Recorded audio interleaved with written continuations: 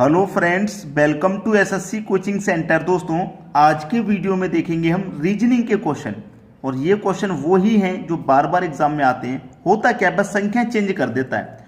देखिए क्या करेगा वो, आकृति है आपकी ये, इसमें थोड़ा चेंज कर देगा, संख्या 3 ही देगा।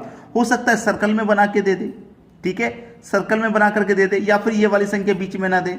आपको ये बीच में दी गई तीनों संख्या, इनको कॉर्नर पे दे दे। जैसे 8 यहाँ दे देगा, 7 यहाँ दे देगा, 225 यहाँ दे देगा।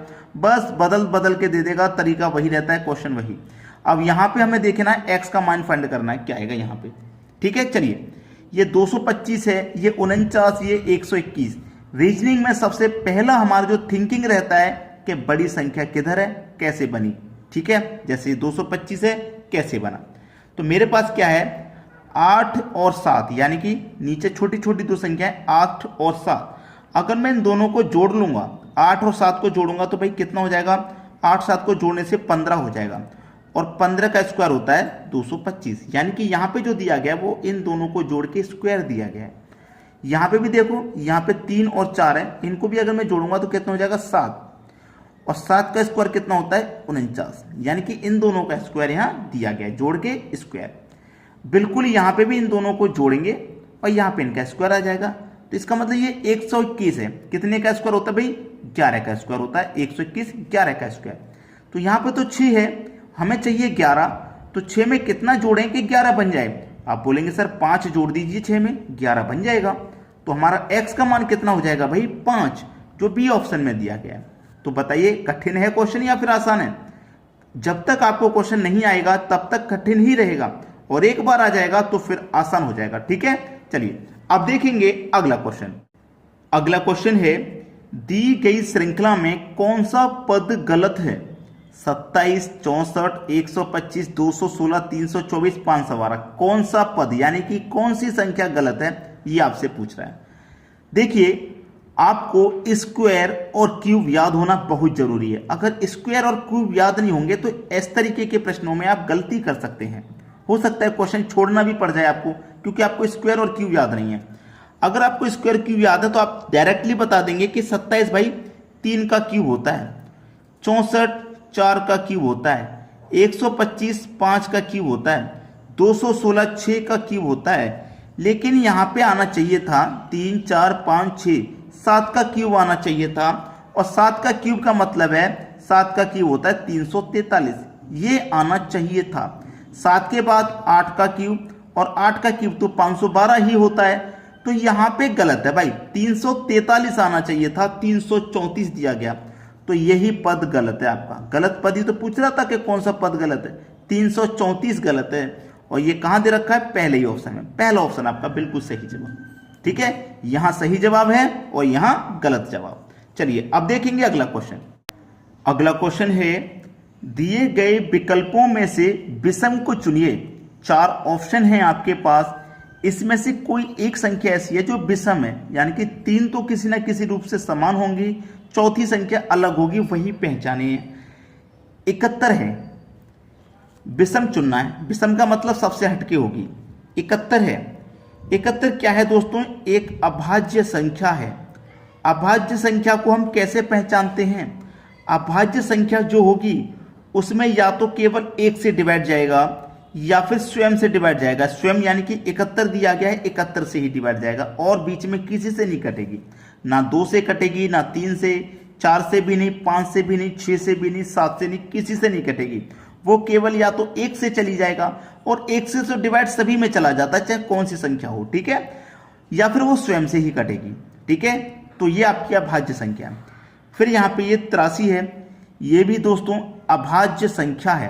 अभाज्य, अभाज्य यानी कि ये भी 1 से कटेगी या फिर स्वयं 83 से ही कटेगी, और किसी से नहीं कट रही है। तो ये भी अभाज्य, 2 से भी नहीं कट रही, 3 से भी नहीं, 4 से भी नहीं, 5 से भी नहीं कट रही है। चलिए 89, क्या ये भी अभाज्य होती है, ये भी अभाज्य है। 89 भी अभाज्य संख्या है, ये भी 1 से कटेगी और स्वयं 89 से कटेगी, यानी कि ये भी अभाज्य हो गई।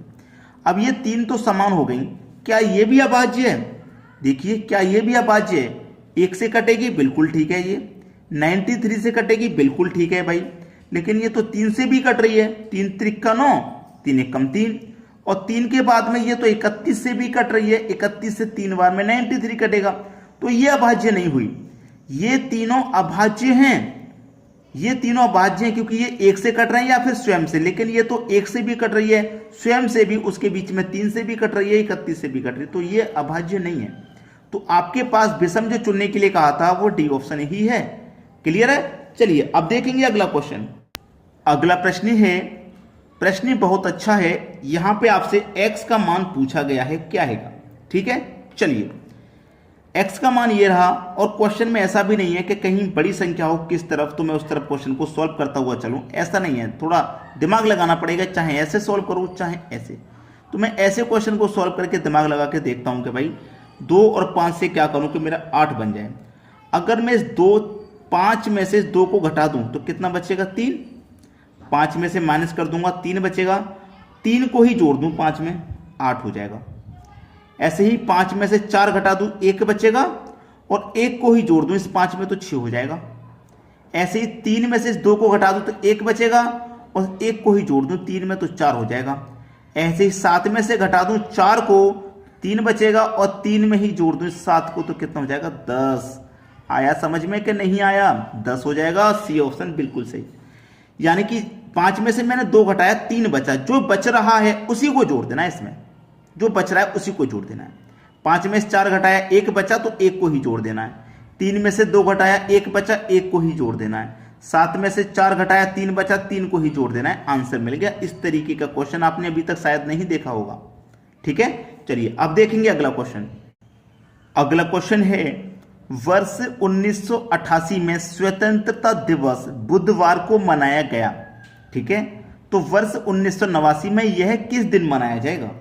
बहुत अच्छा क्वेश्चन है। देखिए, स्वतंत्रता दिवस कब मनाया जाता है? 15 अगस्त को मनाया जाता है। आप अच्छे से जानते हैं स्वतंत्रता दिवस 15 अगस्त को मनाया जाता है। ठीक है, 15 अगस्त को। और कब मनाया गया? 1988 में। 1988 में दिन कौन सा दिया गया? बुधवार का। ठीक है, अब देखिए 1988 से अब आगे हम 1989 में, कितना बढ़ के आगे? 1 साल ही तो बढ़े हैं। 1 साल कब का पूछेगा? फिर से 15 अगस्त कब मनाया जाएगा? भाई फिर से 15 अगस्त, यानी कि वही सेम डेट को मनाया जाएगा, 15 अगस्त को ही मनाया जाएगा। दिन में कोई चेंज आएगा? देखिए, दिन में चेंज आएगा जब हम 1 वर्ष आगे जाते हैं। 1 वर्ष सेम डेट रहता है, सेम डेट, यानी कि 15 अगस्त है, 15 अगस्त ही रहेगा, आगे भी सेम महीना सेम दिन रहेगा, तो आपका 1 दिन एक्स्ट्रा बढ़ेगा। 1 दिन, 1 वर्ष आगे जा रहा है तो 1 दिन, बुधवार में 1 जोड़ देंगे तो गुरुवार। ठीक है, जैसे मान लीजिए 1988 के बाद में हम 1990 पे आ जाते, 2 वर्ष बढ़ जाते ना तो 2 जोड़ देते। 1991 आ जाते तो 3 बढ़ जाते, 3 दिन जोड़ के इसमें ऐड कर देते। आसान है कि नहीं? तो गुरुवार आपका सही जवाब है, डी ऑप्शन। अब देखते हैं अगला क्वेश्चन। अगला प्रश्न है 25, 125, 36 क्वेश्चन मार्क। देखिएगा 25 क्या है? 5 का स्क्वायर। 125 क्या है? 5 का क्यूब, यानी पहले 5 का स्क्वायर फिर दिया गया 5 का क्यूब। अब 36 क्या है?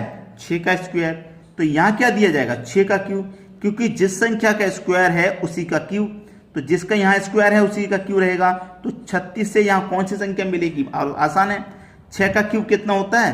216 होता है। बस खत्म क्वेश्चन, सी ऑप्शन सही जवाब। अब देखेंगे अगला सवाल।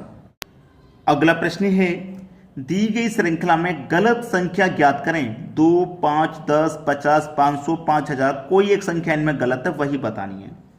देखिए, अगर मैं 2 का मल्टीप्लाई 5 से कर दूं तो मुझे 10 मिल जाएगा, यानी कि तीसरी संख्या मिल जाएगी। पहले की 2 संख्याओं के मल्टीप्लाई से तीसरी संख्या। 2 का 5 से कर दिया, 10 मिल गया। अब 5 का 10 से कर दूं, 5 का मल्टीप्लाई 10 से कर दूं तो 50 मिल गया, ये भी ठीक है। अब 10 का कितने से कर दूं? 50 से, तो 10 का 50 से कर दूं तो 500 हो जाएगा, ये भी ठीक है। अब 50 का कितना से कर दूंगा भाई? 50 का कितने से कर दूंगा? 500 से, तो क्या 5000 मिलेगा? नहीं, ये गलत है। क्यों गलत है भाई? देखो, 500 से मल्टीप्लाई करना है 50 का, बेसिक मेथड से करके देख लो। 0 का 0 से 0, 0 का 0 से 0, 0 का 5 से 0, 0 का किसी भी संख्या मल्टीप्लाई होने पर 0 ही आता है। ठीक है, 5 का 0 से करेंगे 0, 5 का 0 से करेंगे 0, 5 का 5 से करेंगे तो 25। ऐड करो 0, 0, 0, 5 और 2, यानी कि 25,000 आएगा। यहाँ कितना आना चाहिए था, 25,000 आना चाहिए था, लेकिन दिया कितना है, 5,000। तो ये गलत है कि नहीं, और गलत ही तो हमसे पूछा गया है, 5,000 गलत है, सही जवाब हो गया। चलिए अब देखेंगे अगला क्वेश्चन। अगला क्वेश्चन है बी का भाई ए है। अच्छा क्वेश्चन है, हमसे बोला गया है कि बी का भाई ए है। ठीक है, बी का भाई लिख लेते हैं, बी का भाई ए है। ठीक है, बी का भाई है। ये भाई का मतलब मेल है कि फीमेल। देखिए पुरुष होता है तो वहां प्लस का साइन दे देते हैं, और जो महिला रहती है यानी कि फीमेल तो माइनस दे देते हैं समझने के लिए। फिर उसने बोला ए की माँ सी है, तो ए की माँ सी है भाई, ए की माँ सी है। ये कौन है, ए की माँ सी, तो ये फीमेल है तो माइनस दे दिया हमने। जब ए की माँ है सी तो बी की भी तो माँ होगी भाई सी, बी की भी माँ होगी सी। ठीक है, बी की भी माँ होगी, क्योंकि ये दोनों आपस में क्या, इसका भाई ये है भाई। जब दोनों भाई भाई हों चाहे भाई बहन हों तो दोनों की माँ रहेगी ना, ए की है तो बी की भी रहेगी। ठीक है, ए की माँ सी है तो डी की पोती बी है, डी की पोती बी है। ये जो बी है ना ये डी की पोती है, तो डी की पोती का मतलब है माँ की माँ। ठीक है, तो सी की माँ कौन हो गई, डी हो गई। ठीक है, सी की माँ हो गई डी। अब ये इसकी पोती हो गई, बेटी की बेटी पोती हो गई। ठीक है, बी है ए का पुत्र एफ, इस ए का एक पुत्र है, ए का पुत्र है एफ। कौन, पुत्र, ए का पुत्र एफ हो गया। तो बताइए एफ का डी से क्या संबंध है, इस एफ का इससे डी से क्या संबंध है भाई।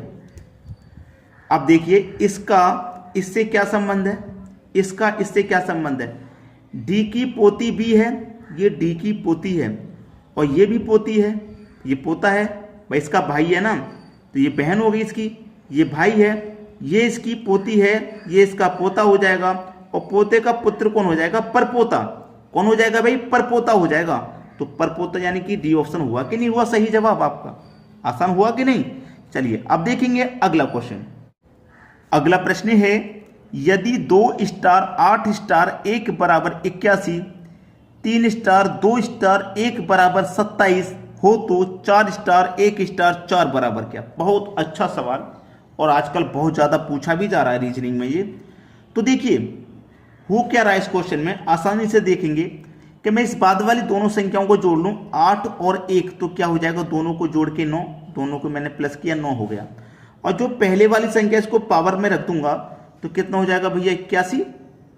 ऐसे यहां भी दोनों संख्याओं को प्लस कर लूं तो 2 और 1 3 हो जाएगा, और पहले वाली संख्या को पावर में रख दूं तो 3 की पावर 3 का मान 27 हो जाएगा, और 27 ही तो दिया गया है। बिल्कुल वैसे ही यहां पे भी इन दोनों को जोड़ूं तो 1 और 4 कितना हो जाएगा भैया, 5, और पहली संख्या को पावर में रख दो तो 5 की पावर 4 का मान 625 होता है। बस खत्म हो गया क्वेश्चन, 625 आएगा यहाँ पे, 625 यानी कि सी ऑप्शन। तो दोस्तों आज की वीडियो में इतना ही। कमेंट करके बताइएगा आपको वीडियो कैसा लगा, और शेयर का बटन नहीं रुकना चाहिए, शेयर करते रहिए। ठीक है दोस्तों, धन्यवाद।